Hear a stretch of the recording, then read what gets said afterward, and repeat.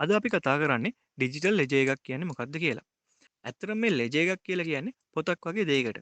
සාමාන්‍යයෙන් ඔය හරබැර එහෙම නැත්නම් ගනුදෙනු වගේ දේවල් ලියලා තියාගන්න පොතකට තමයි මේ ලෙජර් එකක් කියලා කියන්නේ. ඉතින් ඩිජිටල් ලෙජර් එකක් කියලා කියන්නේ මේ ඩිජිටල් විදිහට පවතින. එහෙම නැත්නම් අපි කම්පියුටර් එකක් ඇතුලේ ඉන්ටර්නෙට් එකේ එහෙම නැත්නම් ෆෝන් එකක් ඇතුලේ පවතින පොතක් වගේ දෙයකට. ඉතින් මේ ඩිජිටල් ලෙජර් එක පාවිච්චි කරන්නේ මොනවා හරි ලියලා තියාගන්න. එතකොට මේක තියෙන්නේ ඩිජිටල් විදිහට. ඒතකොට පාවිච්චි කරන්නේ මොනවා හරි ලියලා තියාගන්න. අන්න ඒකින්ද අපි මේකට කියනවා ඩිජිටල් ලෙජර් එකක් කියලා. හරි. අපි ඊළඟ වීඩියෝ එකෙන් බලමු බ්ලොක්චේන් වල ඉතිහාසය මොන වගේද කියලා. ඒ වගේම ගොඩක් වැදගත් කරුණු කීපයක් ගැන පුළුවන් තරම් කෙටියෙන් කතා කරමු.